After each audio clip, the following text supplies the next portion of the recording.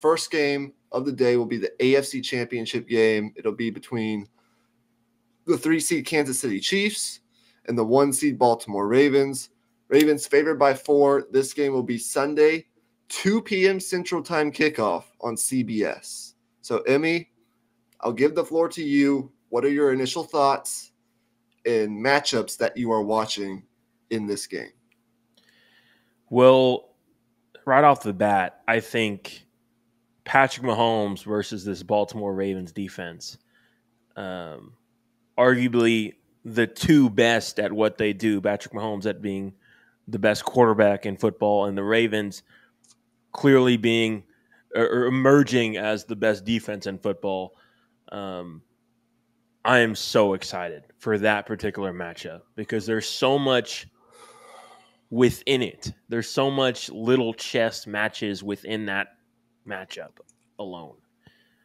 For one, the Ravens are a team that likes to blitz. They like to mix up coverages. They like to be able to confuse whatever quarterback they're playing. Patrick Mahomes, on the other end, he completely torches the blitz. He's arguably, or he is the best quarterback in the NFL against the blitz. Point blank, period. You do not want to blitz Patrick Mahomes. He will torch you every single time. So that in and of itself, the Ravens most likely having to take tactical risks here and there to be able to get off the field on third down. That's going to be a key part of this game. How will Mike McDonald go about doing that? Will he do that? Will he just rely on the front four to win, which the front four for the Ravens is good, but the Chiefs' offensive line is also a really good unit. So will that front four be able to win and keep Mahomes in the pocket? That's another key thing. But just those two units matching up against each other, I'm so intrigued by it, just that alone. And I just want to go on the record as well. I think this might be a hot take, but I think this game is the Super Bowl. I think these are the two best teams in football. I think this is probably a pick-em, in my opinion. Like, I know Vegas has the Ravens favored by 4, and that makes sense with their body of work and all of they've done this season. But the Ravens may be the most complete team in football, but the best team doesn't always win. That's the tough part. Mahomes is able to bridge the gap.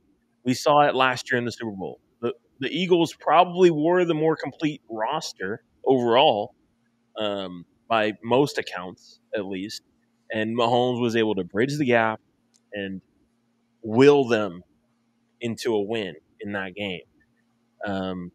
So I'm super excited for this one. I haven't even gotten into the Lamar Jackson versus the Chiefs defense side of things, but I'll transfer it over to you before I get into all that. I've been going on for a while.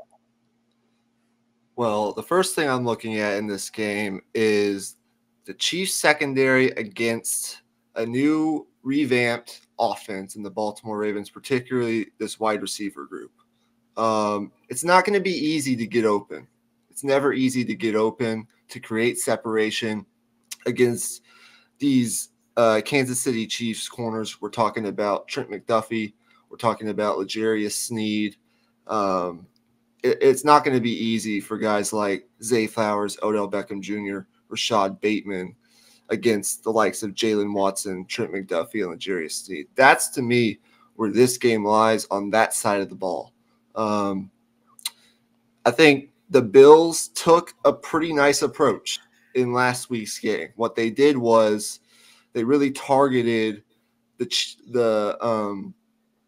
Chiefs linebackers with the tight ends in the passing game, and it worked. They were moving the ball. Dalton Kincaid was their lead receiver, and in the regular season, they did a good job of involving their running backs in the passing game, particularly James Cook. James Cook was their leading receiver, I believe, in that regular season game that they played between the two teams. Josh Allen last week targeted his tight ends and running backs on 43% of his pass attempts. So if those receivers are having a hard time getting open, and it's not going to be easy against, I think, the best secondary in the league, I think what Baltimore needs to do is try to hunt matchups with those Kansas City linebackers who are good players, and hunt matchups with those safeties, because it's going to be a lot easier to do that than it will be to hunt one-on-one matchups down the field against those corners, in my opinion.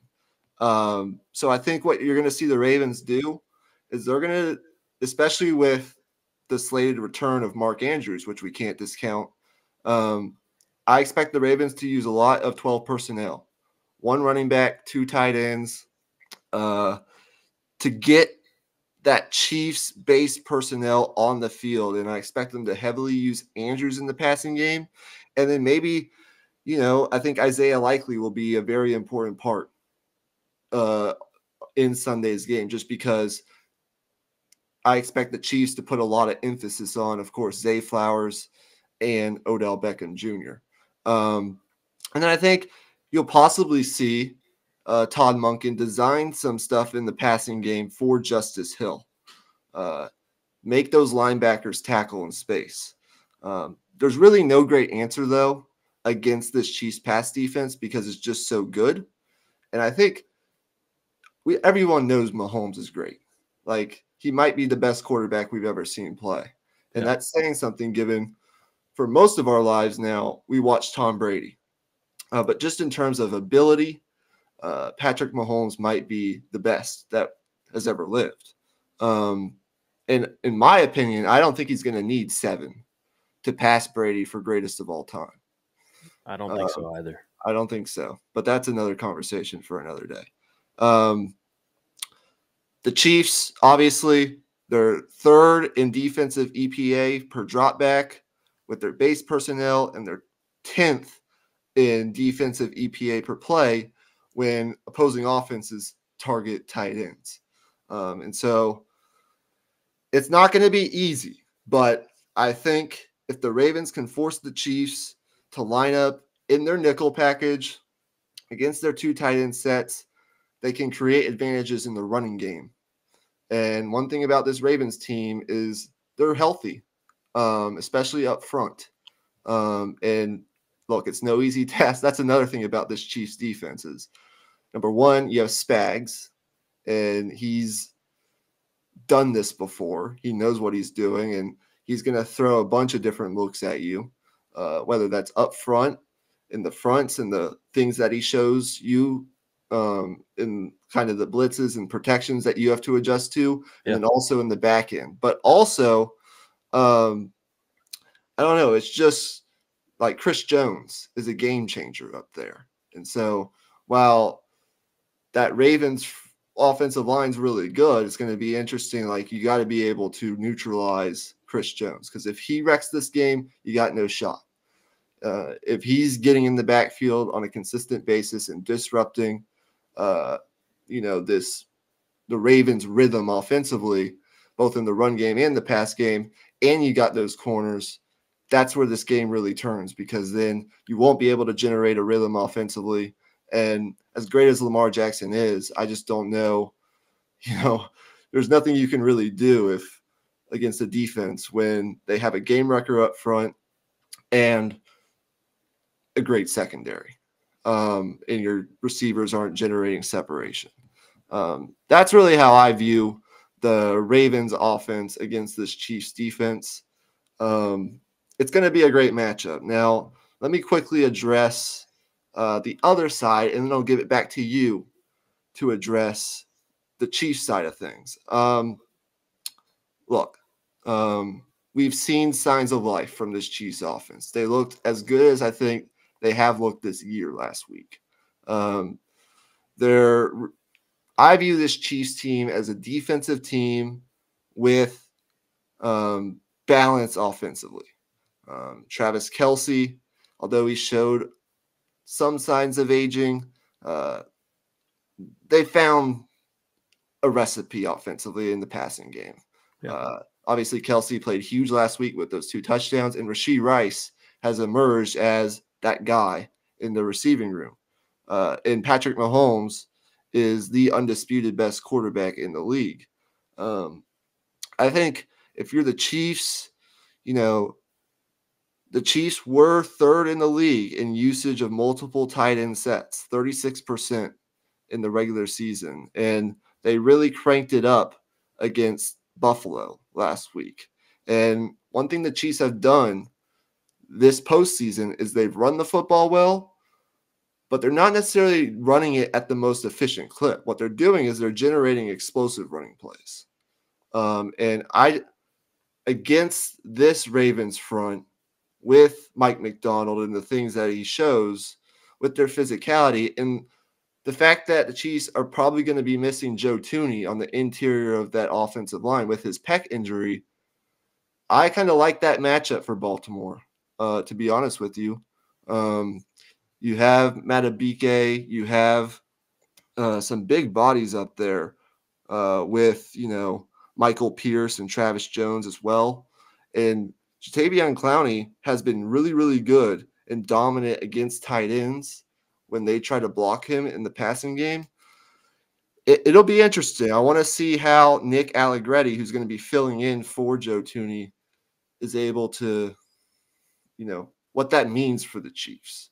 It might not matter whatsoever because Mahomes is just that great. But I think if you're the Chiefs, you got to find a way to stay efficient in the running game and then not let this Ravens pressure get to you because they play fast and physical. They played a lot of zone, I believe, during the regular season. They were like the 2nd or 3rd most in the league in terms of amount of zone they deployed. But I'm interested to see what wrinkles Mike McDonald might throw at this Chiefs offense if they go to more man coverage against these receivers.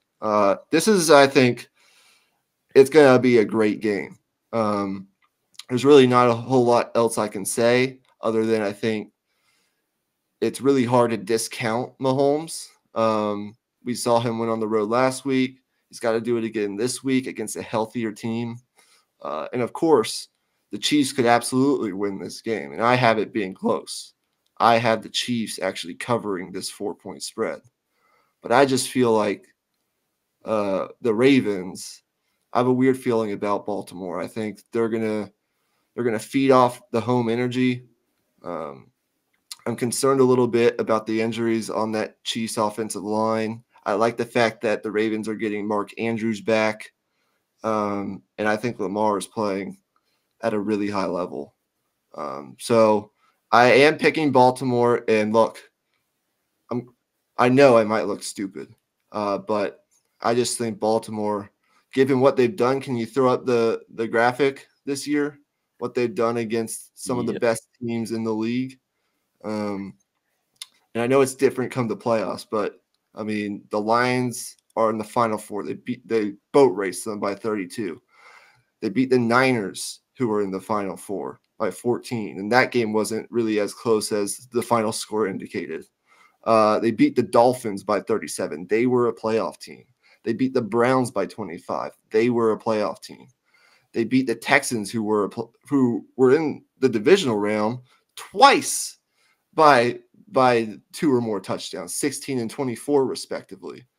They beat the Jaguars by 16, who almost made the playoffs. They beat the Seahawks by 34, who were a fringe wildcard contender. And they beat the Bengals by 14. Like, I just think this Ravens team, I don't know. I just have a weird feeling about it. I acknowledge, like, I'm picking against Mahomes. It's dangerous, but I'm going to take the Ravens to win in a very close game. We didn't discuss this before the pod, but did you want to do best bets again for both games? Yeah, but I'll let you make your prediction, and then we can circle around to that. All right, sounds good. All right. Before I make my prediction, I just want to address, kind of reiterate some of your points with Lamar Jackson against the Chiefs defense, that Ravens offense against the Chiefs defense. to your point about Spagnuolo wanting to blitz and wanting to disguise, it's going to be interesting to see how aggressive he can be if the Ravens get Lamar Jackson going in the run game. Yes. That's one thing that I really expect a heavy dose of in this game because all the chips are down. This is do or die. And I think if Lamar Jackson is able to get what he wants in the run game, it poses a numbers problem. If Spagnuolo wants to blitz, overload on one side, or be aggressive with different coverages, because if say you send a blitz up the left side with like say a corner blitz and they run it the other way with Lamar Jackson, then you have a numbers problem. Then you lack numbers and you're in a bind. You're basically forcing a one-on-one with your most likely your backup safety. By the way, Michael Edwards might be out with a concussion, but your safety to make a one-on-one tackle against Lamar Jackson, which is a recipe for disaster. Let's just say that. So that was the one point I wanted to make. I thought you really touched on everything I wanted to touch on. So for my pick, I'm going to go with the Ravens also. I'm going to have the Chiefs covering the spread as well. I think this game is a coin flip. Like I said, I think this game, I think it's close, but I think these are the two best teams in the NFL. I really do. And I just think the Ravens have a feel to them, kind of the same feel as, say, the Denver Nuggets last year, where they had, injuries in years past and they kind of weren't able to be the full version of themselves until now. And now that they have their full team together, it's just a perfect storm, I guess. The last thing I will say is I'm really looking forward to seeing Kyle Hamilton guard Travis Kelce. Yes. I'm really gonna be keeping an eye on that because that is a premier matchup. Absolutely. I think my prediction is probably going to settle about. Another thing is like the Baltimore has, I think, the best kicker of all time in Justin Tucker. I think it might come down to him potentially. And I think the Ravens probably win. Shoot. I think it could be as close as like 1 point. I think Yeah. I'll go 27-26. Okay. I'm gonna say Ravens by a field goal. I'm gonna say